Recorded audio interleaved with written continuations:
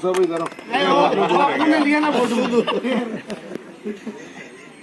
को और तमाम मालेगांव शहर की शाह बिरादरी और महाराष्ट्र की शाह बिरादरी की जानिब से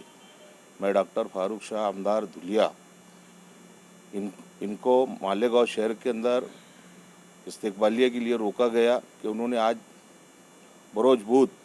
को उन्होंने जो मंत्रालय के अंदर जो नुमाइंदगी की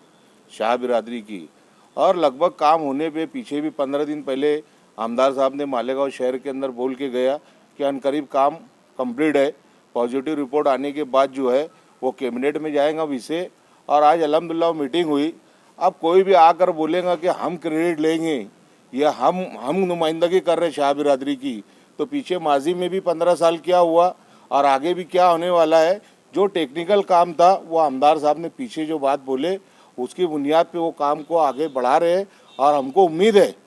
कि करेंगे तो फारूक शाह आमदारी धुलिया के काम करेंगे शाह बिरादरी का, वरना कोई नहीं कर सकता। इसलिए हम उनको यहाँ रोक कर उनको इस्तकबालिया दे रहे हैं मालेगांव शहर की जानिब से और महाराष्ट्र की जानिब से। हमारी बिरादरी के ये मैं समझता हूँ तकरीबन 17 साल से मामला चल रहे हैं कि जैसा हमारा जो है 14 नंबर पर हमारा नाम है यादी में लिस्ट में, उसके बावजूद कई अधिकारी कई ऑफिसर्स यानी वैलिडिटी देते हैं, कई ऑफिसर्स नहीं देते हैं। ये मामला बहुत दिन से चल रहे हैं। 17 साल से हम लोग लगातार इस पे सब मेहनत कर रहे हैं, लेकिन हमने देखा कि अक्सर यहाँ धुलिया के एमएलएज हो या मालेगांव के एमएलएज हो, इन सबों ने हमारी बिरादरी को बेवकूफ़ बनाया। लेकिन आज मैं हमारी बिरादरी की और अपनी खुशकिस्मती समझूंगा कि अल्लाह पाक ने शाह बिरादरी में से एक नुमाइंदा चुनकर दिया है और मैं शाह बिरादरी में के जो वैलिडिटी और जाति के जो दाखिले हैं,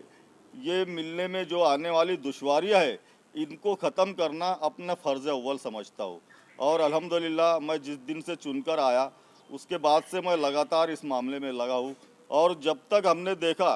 कि हमारे चुन के आने के पहले तक किसी भी तरह की इस काम की लाइन नहीं लगी हुई थी, लेकिन हमने बाकायदा जो बाज़ाब्ता तौर पर जिसको बोला जाएगा, हमने इसकी तैयारियां शुरू की थी और अल्हम्दुलिल्लाह आज वो सब बातें मुकम्मल हो चुकी है। लेकिन यहाँ हमने देखा है कि यहाँ के जो माजी आमदार है, जिन्होंने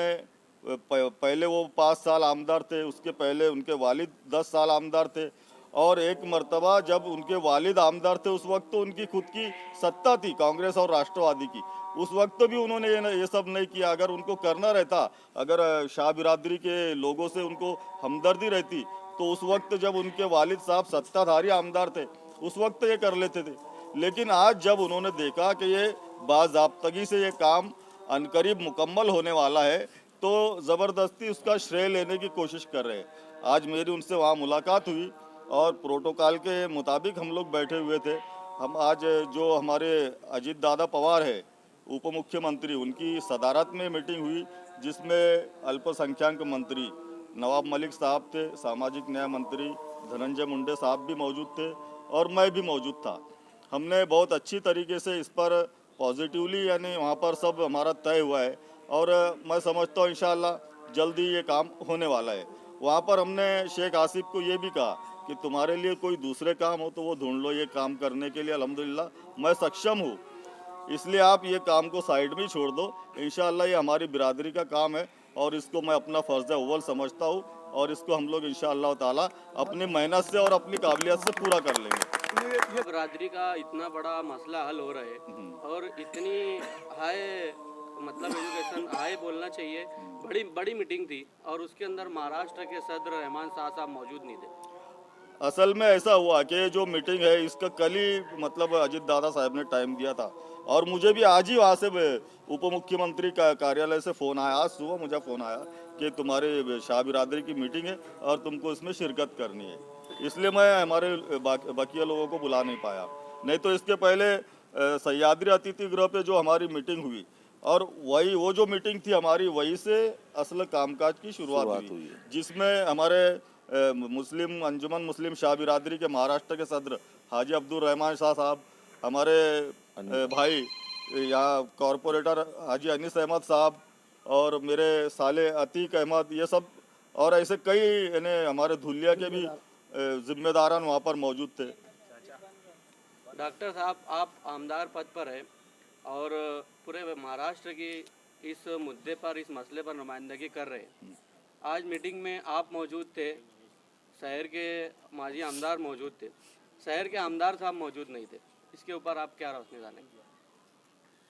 इस पर मैं कुछ बोलना मुनासिब नहीं समझूंगा, क्योंकि हो सकता है उनको इतनी समझ होगी कि भाई आज ये जो शाह बिरादरी का मामला है और उनका खुद का अपना आमदार भी है, तो अगर वो कर रहे हैं तो उसमें हम लोग को टांग अड़ाने की कोई जरूरत नहीं है। ऐसा समझने चाहिए कि उनको शाह बिरादरी की वोट नहीं मिली। नहीं, ऐसा कुछ नहीं। देखिए जो समझदार आदमी है वो खुद बातें समझ लेता है, और उन्होंने ये समझा होगा कि ये मामला उनकी बिरादरी का है और वो आमदार जब कर रहे हैं तो इसमें हमारा कोई अमल दखल नहीं होना चाहिए। मेरी खुद मुफ्ती साहब से बात हुई कि यार जहाँ भी मेरी जरूरत पड़ेगी असेंबली में फारूक भाई को, एक मिनट अन्नू भाई, जहाँ पे भी जरूरत पड़ेगी फारूक भाई आमदार को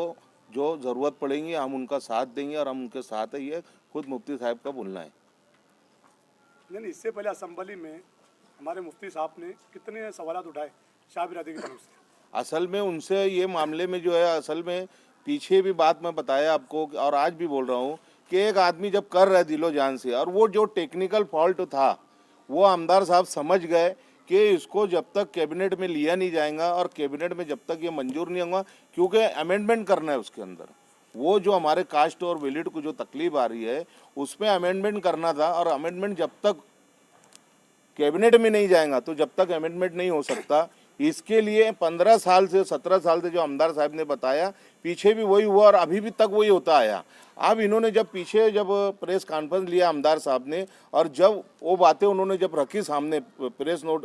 वालों के सामने कि ये कैबिनेट में जाएगा, तो अल्लाह गवाह है मेरे दिल से दुआ निकली कि आप ये आदमी ने सही काम किया, और कैबिनेट में जब ये मंजूर हो जाएगा तो 14 नंबर जो कॉलम हमारा खाली है विजय एंटी का, ये कॉलम की जगह वो वहाँ पे जब कास्ट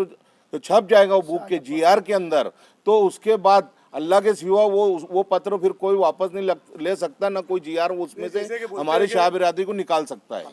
जैसे बोलते हैं कि 1 और 1 11 ताकत मजबूत हो जाती, तो जैसे दोनों आमदार एक ही पार्टी के, कभी दोनों जुट कर कभी काम करते तो इससे फर्क और ज्यादा पड़ता है, ताकत और मजबूत होती है। लेंगे ना आगे इंशाल्लाह, उनको भी नुमाइंदगी करने के लिए साथ में लेंगे। हमारे आमदार साहब का तो दिल बड़ा है फारूक भाई का, कि वो खुद बोलते हैं सबको लेकर, सबको साथ में लेकर काम करना है, और आगे उनकी भी जरूरत पड़ेगी तो मुफ्ती साहब को भी साथ में लेंगे, कोई मसला नहीं, अल्हम्दुलिल्लाह लेंगे उनको भी साथ में। एक आखिरी बात, एक शाह बिरादरी का आज बहुत बड़ा खुशी का मौका है, इतना बड़ा काम पाए तकमील तक पहुंचने वाला है, इसके बाद भी शाह बिरादरी के कुछ लोग आपसे या बिरादरी से कटे कटे चल रहे, उनको आप यहाँ कुछ बोलना चाहेंगे, कुछ पैगाम देना चाहेंगे? देखो, पहली बात तो अल्हम्दुलिल्लाह अल्हम्दुलिल्लाह अल्हम्दुलिल्लाह, कोई बिरादरी के लोग कटे नहीं हमसे, न कोई हमसे दूर हुआ है। असल में क्या है, किसी को अभी बुलाना मुनासिब नहीं है। अपना मकसद ये है कि पहले काम हो जाए, काम होने के बाद शहर की तरफ से, मालेगांव शहर की तरफ से आमदार डॉक्टर फारूक शाह साहब को इस्तकबालिया दिया जाएगा, और तमाम मसलक के तमाम उलमाए कराम को, तमाम सियासी लोगों को स्टेज पे बुला के डॉक्टर फारूक शाह साहब को मालेगांव शहर के अंदर हत्ती के ऊपर बैठाकर इस्तकबालिया दिया जाएगा इंशाअल्लाह, और सब बिरादरी के लोग साथ में अल्हम्दुलिल्लाह।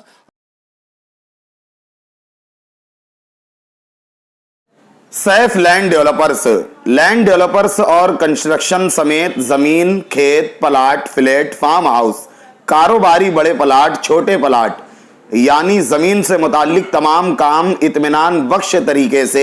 मुनासिब कीमत पर किए जाते हैं, यानी होलसेल रिटेल खरीदो फरोख्त। कई कामयाब प्रोजेक्ट के बाद आज भी जारी है शहर के तमाम इलाकों से कारोबार, बिलखुसूस दरे गांव में बेहतरीन लोकेशन, तमाम सहूलियात के साथ, नकद और किस्त वारी सहूलियात के साथ सैफ लैंड डेवलपर्स। ऑफिस का पता याद रहे, Agra road, national shopping centre, Mamta Doodh dairy के बाजू में, मालेगांव। साफ सुथरा कारोबार, मेहनती स्टाफ, मुखलिसाना कारोबारी ताल्लुक, जमीन से मुताल्लिक भरपूर तजुर्बे की बुनियाद पर आपके लिए किफायत शिआर खरीदो फरोख्त, सैफ लैंड डेवलपर्स।